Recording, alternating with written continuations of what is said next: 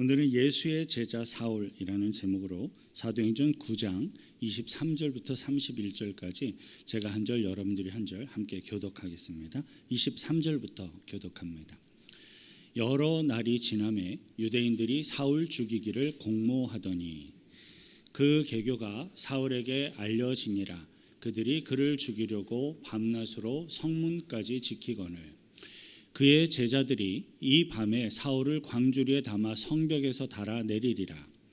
사울이 예루살렘에 가서 제자들을 사귀고자 하나 다 두려워하여 그가 제자됨을 믿지 아니하니 바나바가 데리고 사도들에게 가서 그가 길에서 어떻게 주를 보았는지와 주께서 그에게 말씀하신 일과 다메섹에서 그가 어떻게 예수의 이름으로 담대히 말하였는지를 전하니라.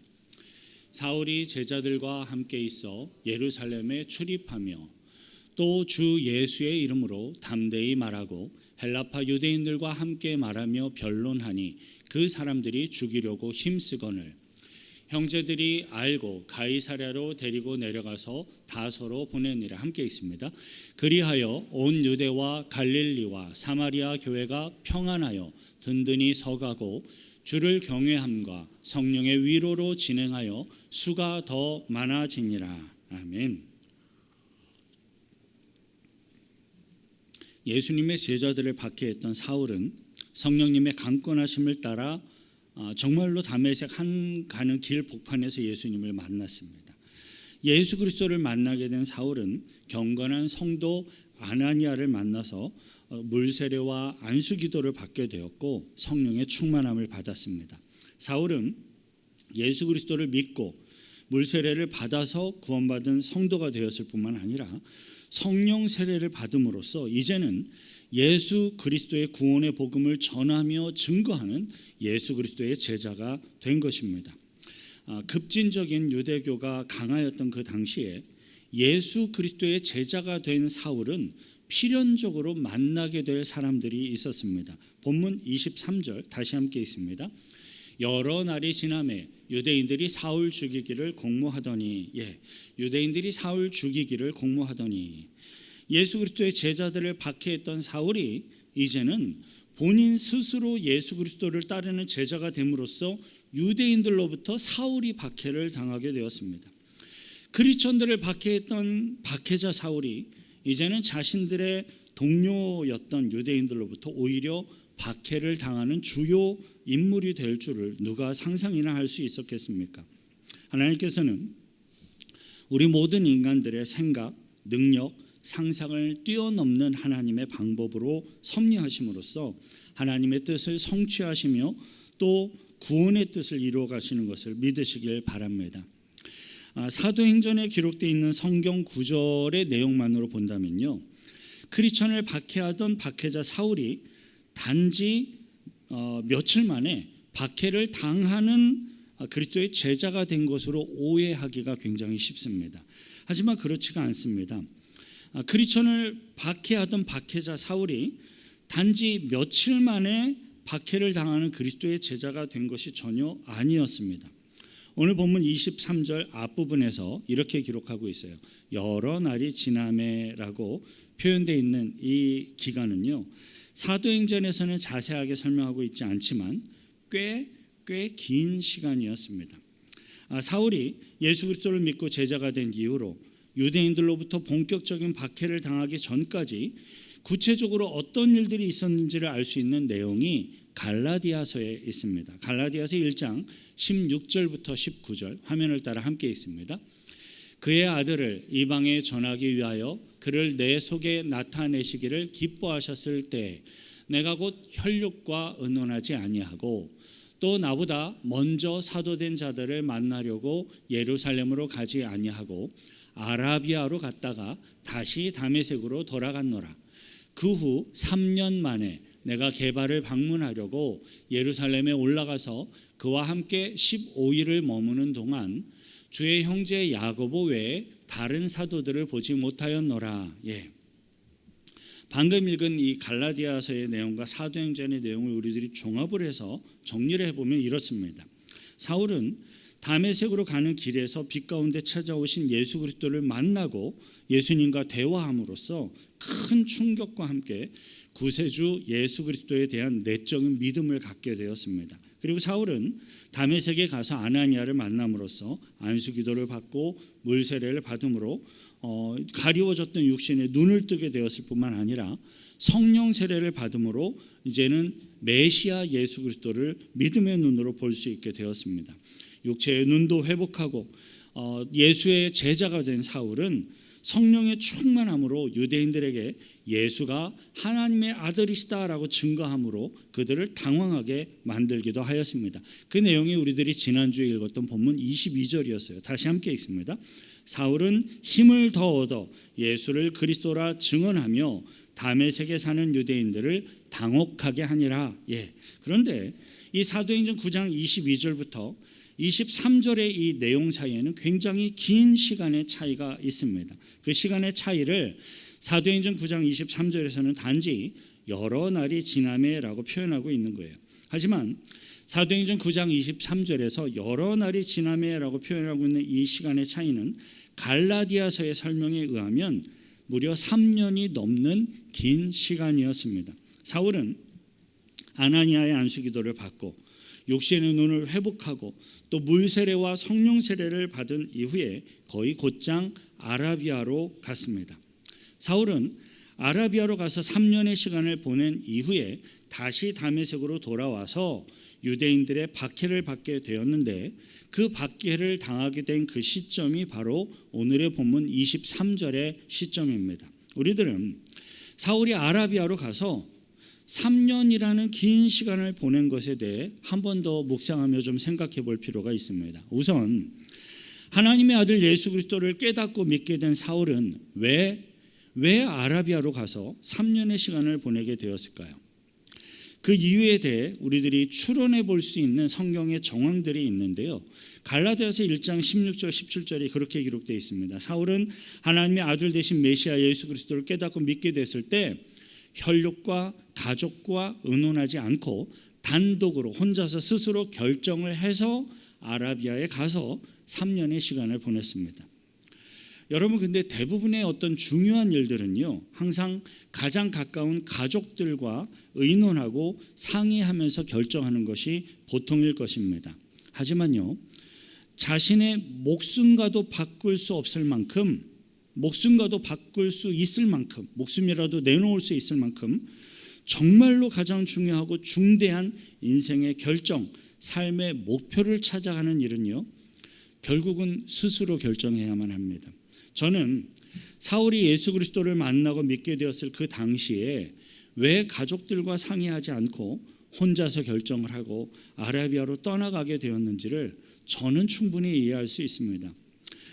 사울이 유대인이고 바리새인으로서 엄격한 율법을 따르며 유대교의 열정과 열심이 있는 사람이었다라는 이것은요, 사울의 가족들도 비슷한 경향성의 사람들이었다라는 것을 이야기해 주는 것이죠.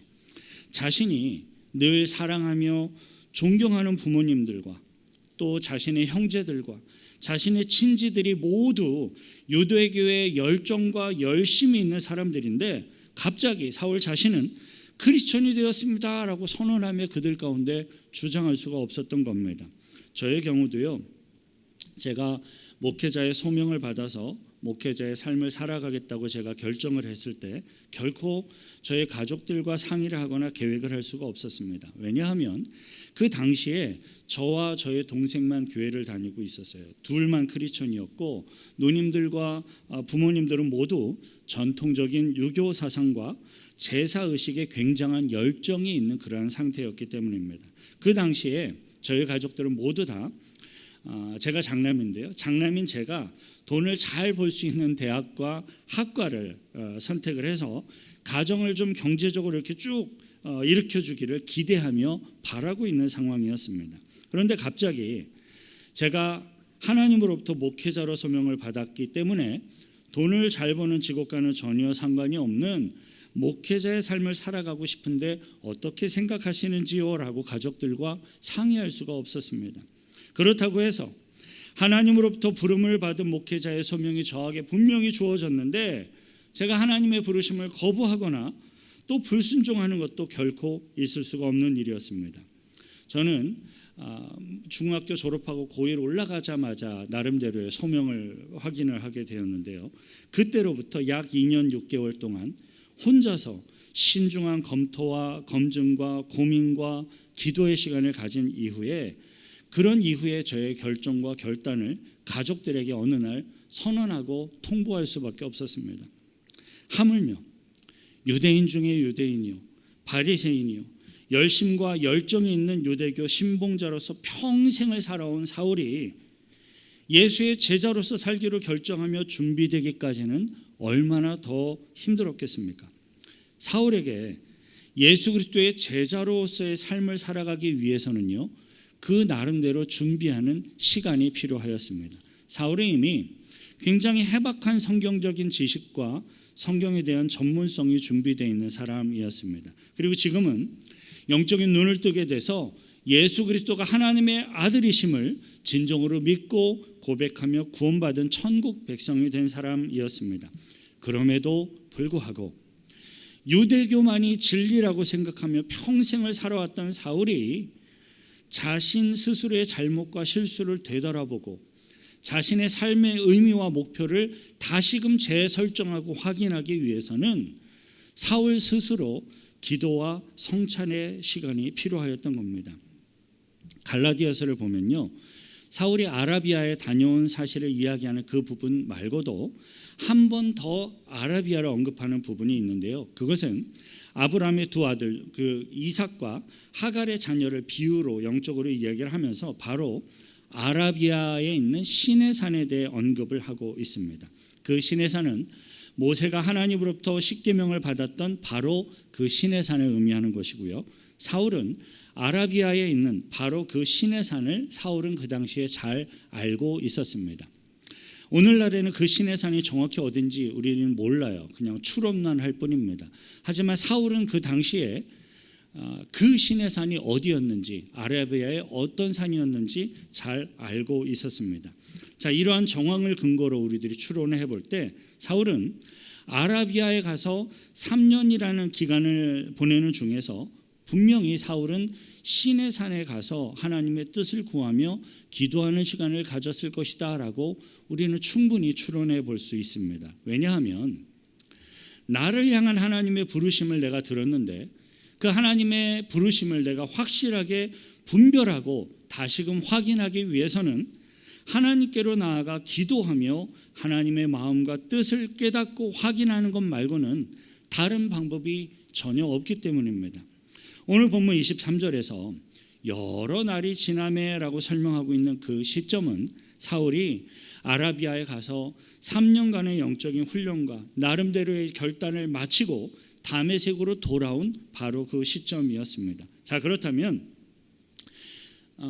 22절 3년 전 사울의 모습과 23절 3년 후 사울의 3년간의 기도와 결단과 성찰이 지난 이후의 사울의 모습은 똑같았겠습니까? 아니죠. 오늘 본문 23절에서 이야기하고 있는 사울의 모습은 이제 더 이상 어떠한 두려움도 후회도 미련도 전혀 없이 오직 맡겨진 부르심과 사명을 향해 나아가는 모습이었을 것이다 라고 추측해 볼 수 있어요. 과거에 가족들과 친구들과 친지들의 관계와 그들의 입장을 염려하며 고려할 수밖에 없었던 자신의 모습과는 더 이상 결코 같을 수가 없는 겁니다. 사울의 복음 전도는 더 이상 가족들의 입지와 관계를 고려하며 사람들의 눈치를 보는 수준이 아니라 이제는 자신의 생명을 걸고서라도 담대하게 전할 수밖에 없는 사울의 삶의 가치, 사울의 삶의 목표 그 자체가 된 것입니다. 이러한 사실은 단지 추론이 아니에요. 사울의 복음 전도를 들은 유대인들의 반응을 보면 우리가 확인해 볼 수 있습니다. 3년쯤 전에 22절에서 사울이 예수 그리스도의 복음을 전하는 것에는 유대인들이 당혹하였다라고 표현되고 있어요. 그때는 유대인들이 당혹하였다면 지금은 23절에서는 사울이 예수 그리스도의 복음을 전하는 것에 대해서 유대인들이 사울을 죽이려고 모의를 합니다. 그것만큼 사울이 전하는 예수 그리스도의 구원의 복음은 강력해졌고 유대교의 심취한 유대인들에게는 굉장히 치명적인 위협으로 느껴졌기 때문에 이제는 사울을 죽이기 위해서 그들이 안간 힘을 쓰게 됩니다. 본문 24절 함께 읽습니다. 그 계교가 사울에게 알려지니라. 그들이 죽이려고 밤낮으로 성문까지 지키거늘. 24절 뒷부분에서 그들이 죽이려고 밤낮으로 성문까지 지키거늘이라고 기록한 부분을 보면 유대인들이 사울을 죽이기 위해서 얼마나 노력을 하고 있었는지 알 수가 있습니다. 하지만 아무리 급진적인 유대인들이 사울을 죽이기로 결정을 하고 밤낮으로 노력을 하며 최선을 다한다 할지라도 하나님께서 사울을 사용하시려고 사울을 지키시고 사울을 보호하고 계시기 때문에 유대인들의 노력은 아무런 소용이 없었습니다. 24절의 앞부분을 보니까 그 계교가 사울에게 알려지니라 라고 기록되어 있습니다. 악한 유대인들의 계교는 결국 예수 그리스도의 제자들의 귀에 미리 들어가게 되었고 예수 그리스도의 제자들은 사울을 안전하게 다메섹으로부터 탈출을 시킵니다. 탈출이라는 표현이 정확히 맞는 것 같아요. 25절 함께 읽습니다. 그의 제자들이 밤에 사울을 광주리에 담아 성벽에서 달아내리니라.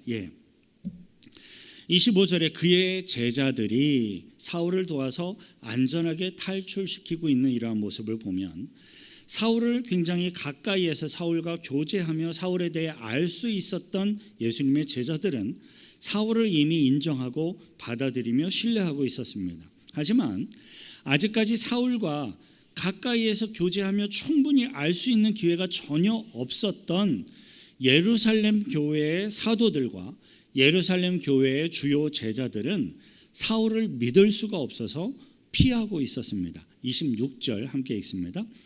사울이 예루살렘에 가서 제자들을 사귀고자 하나 다 두려워하여 그가 죄자됨을 믿지 아니하니. 예루살렘 교회 사도들이 이 사울이라는 인물을 믿을 수가 없어서 피하고 있었던 이러한 상황들이 보다 더 자세하게 설명되어 있는 구절이 우리들이 읽었던 갈라디아서 본문에 나타나 있어요. 갈라디아서 1장 18절 19절 다시 함께 읽습니다. 그 후 3년 만에 내가 게바 베드로를 방문하려고 예루살렘에 올라가서 그와 함께 15일을 머무는 동안 주의 형제 야고보 외에 다른 사도들을 보지 못하였노라. 유대인들의 공격을 피하고 다메섹에서 탈출한 사울은 예루살렘 교회 사도들을 만나기 위해서 예루살렘에 또 15일 동안을 머물러 있었습니다. 사울은 사도들의 대표격인 사도 베드로를 만나기를 간절히 원하였습니다. 하지만 그 기간 동안 사울은 오직 야고보 사도 단 한 명만 겨우 만날 수가 있었습니다. 생각해 보시죠. 다메섹에서 급진적인 유대인들의 공격을 피하기 위해서 다메섹에서 정말로 어렵게 제자들의 도움을 받아서 탈출을 했는데 급진적인 유대인들이 훨씬 더 많이 모여 있는 예루살렘으로 찾아와서 그곳에서 15일간을 머물고 있는 거예요. 그 이유는 사울이 이처럼 자신의 목숨을 걸고서라도 예루살렘 교회 사도들을 만나야 할 간절하고도 정말로 중요한 이유가 있었기 때문이었습니다. 왜냐하면 그 당시에 예루살렘 교회의 사도들은 거룩한 이 예수 그리스도의 교회를 대표하고 있는 공식적이면서도 유일한 통로였기 때문에 그래요.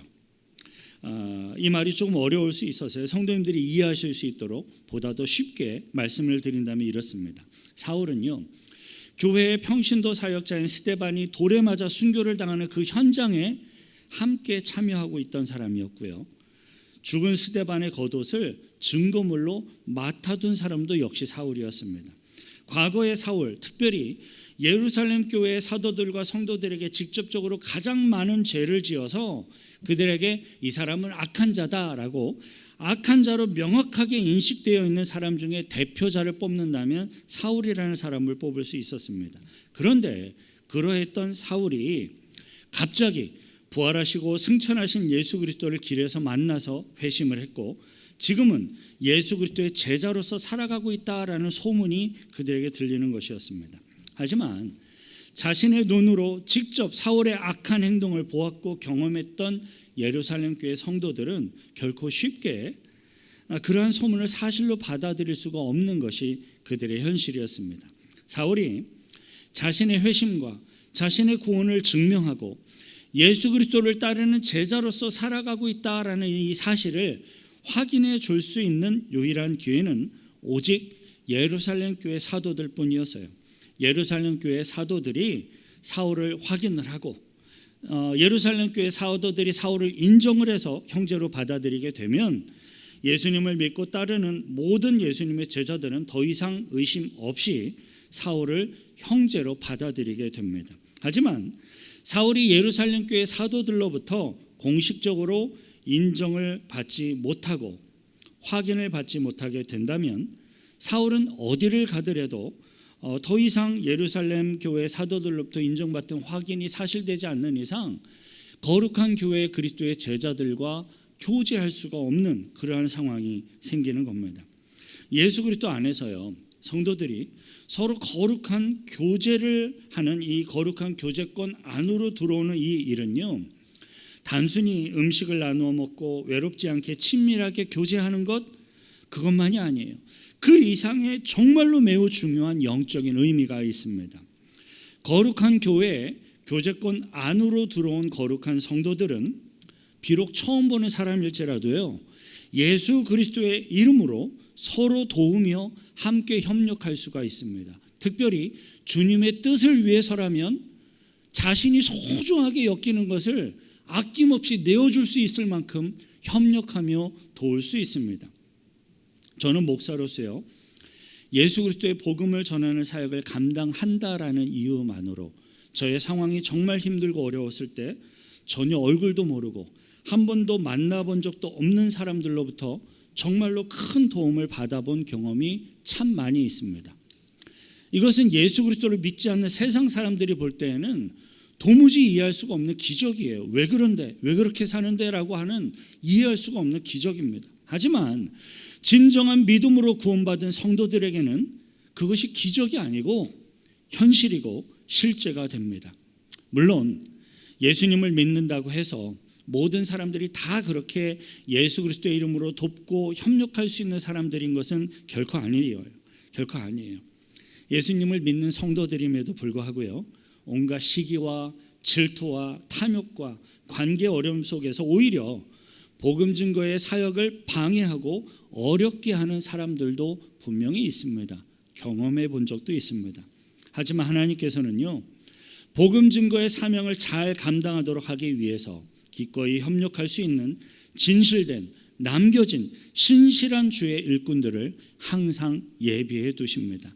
사울에게도 그러한 하나님의 은혜가 임하였습니다. 우선 사도들 중에서 야고보 사도는 특별히 더 넓은 가능성과 넓은 이해의 마음으로 가장 먼저 사울을 만나고 교제하며 확인해 주는 사도가 되었습니다. 그리고 하나님께서는 모든 사도들과 예루살렘 교회의 일꾼들에게 이렇게 사울을 소개하며 연결해 줄 수 있는 또 다른 돕는 사람을 준비해 두셨는데 바로 바나바라는 인물입니다. 사도행전 4장 34절부터 37절 함께 있습니다. 그 중에 가난한 사람이 없으니 이는 밭과 집 있는 자는 팔아 그 판 것의 값을 가져다가 사도들의 발 앞에 두매 그들이 각 사람의 필요를 따라 나누어 줌이라. 구브로에서 난 레위족 사람이 있으니 이름은 요셉이라. 사도들이 일컬어 바나바라, 번역하면 위로의 아들이라 하니 그가 밭이 있음에 팔아 그 값을 가지고 사도들의 발 앞에 두니라. 예. 바나바라는 인물은 일찍이 자신의 땅, 밭을 팔아서 교회 공동체 안에 가난한 이들의 먹을 것과 입을 것을 공급하였던 믿음의 인물이었습니다. 바나바는 착한 사람으로 알려져 있고 성령과 믿음이 충만한 사람으로 예루살렘 교회 수많은 교회의 성도들에게 이미 널리 잘 알려져 있는 충성된 신실한 주의 일꾼이었습니다. 그렇게 예루살렘 교회 안에서 칭찬을 들으며 믿음을 인정받고 또 주님 앞에 진실된 하나님의 일꾼임을 인정받고 있었던 바나바가 정말로 넓은 마음과 그리고 용기를 가지고 먼저 사울을 만나서 교제하며 사울의 믿음과 진실함을 확인하게 됩니다. 그리고 바나바는 하나님의 복음 증거의 사명을 위해 꼭 필요했던 이 사울을 예루살렘 교회 사도들에게 직접 데리고 가서 소개하며 만날 수 있도록 중간자 역할을 하게 됩니다. 구원받고 변화된 사울은 그렇게 해서 예루살렘 교회 사도들을 만나고 교제할 수 있는 기회를 가지게 되었어요. 여러분, 우리들이 사람의 생각과 마음을 알아가거나 어떤 사람의 믿음을 확인하는 과정 결코 쉽지 않습니다. 간단하지 않습니다. 하지만 진실된 성도의 생각과 진실된 성도의 참 마음은 시간이 오래 지나면 결국에는 시간을 두고 지켜보며 교제하는 진실된 믿음의 사람들과 교회 공동체 안에서 분명하게 전달될 수 있고 확인될 수 있습니다. 27절부터 30절 함께 읽습니다. 바나바가 데리고 사도들에게 가서 그가 길에서 어떻게 주를 보았는지와 주께서 그에게 말씀하신 일과 다메섹에서 그가 어떻게 예수의 이름으로 담대히 말하였는지를 전하니라. 사울이 제자들과 함께 있어 예루살렘에 출입하며 또 주 예수의 이름으로 담대히 말하고 헬라파 유대인들과 함께 말하며 변론하니 그 사람들이 죽이려고 힘쓰거늘 형제들이 알고 가이사랴로 데리고 내려가서 다소로 보내니라. 비록 사울은 과거에 성도들을 박해하는 악한 인물이었지만 이제는 사도들과 교제하며 능력 있게 복음을 증거하는 복음의 일꾼이 되었습니다. 오늘 성경이 소개해주고 있는 사울을 보면 예수 그리스도를 믿지 못할 것 같은 사람도, 도무지 회개가 불가능할 것 같았던 그러한 사람들도 회개하고 구원받아서 하나님의 일꾼이 될 수 있다라는 사실을 우리들은 믿을 수 있습니다.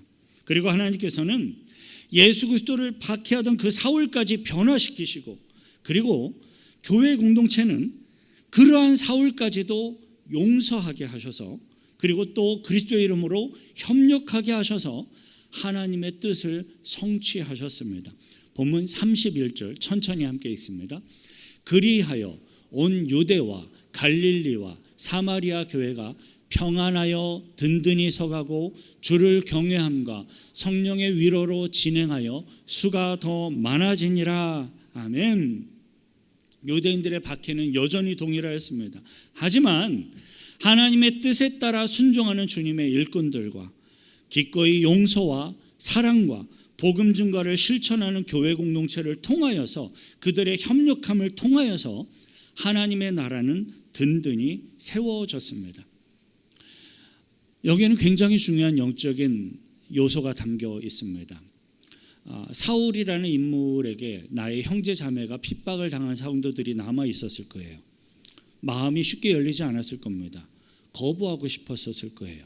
그런데요, 그러한 것들을 다 극복하고 이기고 교회 공동체가 그를 형제로 받아들이고 교회 공동체가 그와 함께 협력할 수 있었을 때, 오늘 보면 31절에 그렇게 얘기해요. 온 유대, 갈릴리, 사마리아 교회가 평안하여 든든히 서가고 주를 경외함과 성령의 위로로 진행하여 수가 더 많아지니라. 부흥이 점점점 이렇게 계속 되고 있는 게 보여지는 것 같아요. 이 일들이 이러한 용서와 사랑과 진정한 그리스도 안의 협력이 이루어지고 있을 때 전반적인 모든 교회들이 그렇게 부흥할 수 있었다라는 거예요. 예루살렘 교회는 핍박의 한 중심에 있으니까 부흥할 수가 없었어요.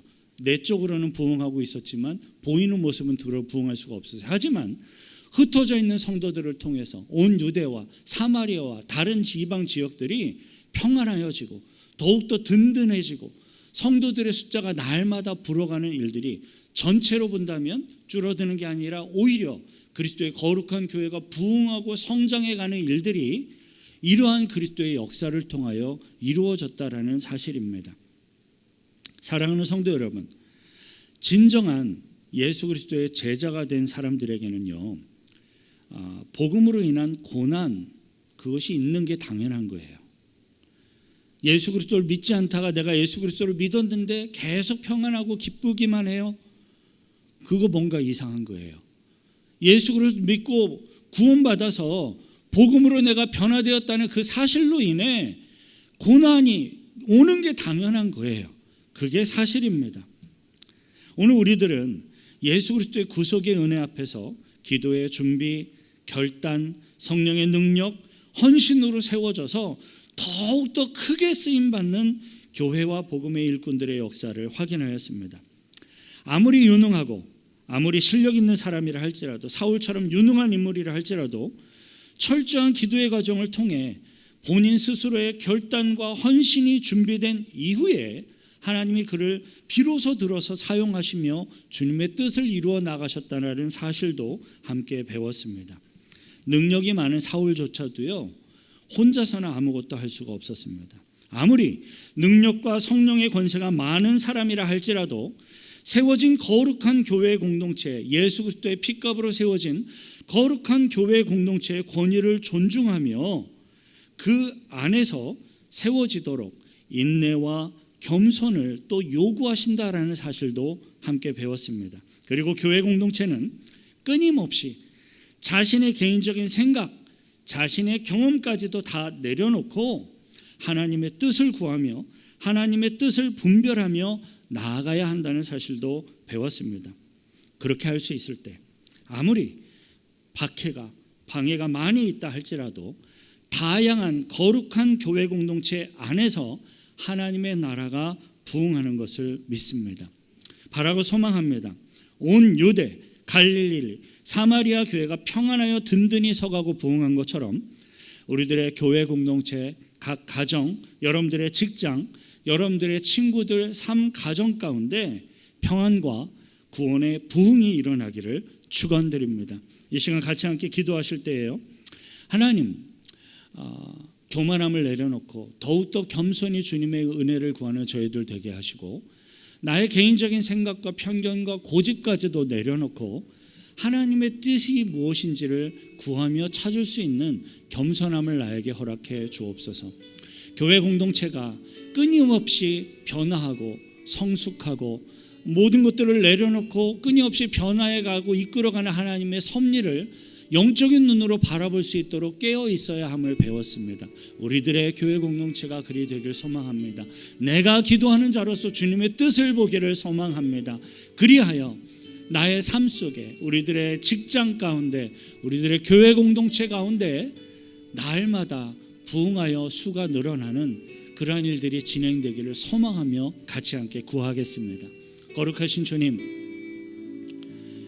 사울이 예수 그리스도의 제자가 된 이후로 더욱더 많은 환난과 핍박이 거세지고 힘들어졌던 것을 보았습니다. 심지어 거룩한 교회 공동체 안에서도 사울을 의심하며 받아들이지 못하였던 고난의 시간들이 있었음을 보았습니다. 그러함에도 하나님께서는 용서를 베풀어야 할 자들에게 긍휼과 용서의 마음을 허락하셨고, 겸손함을 갖고 그들의 긍휼과 용서가 주어질 때까지 기도하며 근신하며 겸손히 주님의 은혜를 구하였던 사울의 모습 가운데 역사하셔서 온 교회가 합력하여 선을 이루어갈 수 있도록 이끌어 가시고, 그것을 통하여 구원의 큰 역사를 이루신 하나님을 찬양하며 예배합니다. 우리들의 교회 공동체, 나의 삶, 나의 생각과 나의 직장, 나의 모든 주위의 모든 이들이 이러한 주님의 은혜의 테두리 안에 거하기를 소망하오니 사용하셔서 주님 영광 거두시고 영혼 구원의 귀한 복음의 열매들이 맺혀지도록 이끌어 주옵소서. 하나님 아버지, 사울이 자신의 부르심과 구원하심을 점검하고 하나님의 뜻 가운데 분명한 결단과 헌신이 세워질 때까지 긴 시간 동안 준비하였던 것을 기억합니다. 각 개인의 감정과 경험과 생각으로 하나님의 뜻을 제안하는 자들이 아니라 그 모든 것들을 다 내려놓고 하나님의 뜻을 구하며 순종할 수 있는 주의 제자들이 되기를 소망합니다. 예수 그리스도 안에서 세우신 거룩한 교회 안에서 서로 모든 지체들이 연결되어 서로 협력하며 하나님의 뜻을 이루어가고 구원의 풍성한 부흥을 이루게 하옵소서. 우리를 구원하신 예수 그리스도의 이름으로 기도하옵나이다. 우리들의 지혜를 뛰어넘어 일하시는 하나님 앞에 감사의 박수로 영광 돌려드리겠습니다. 아멘.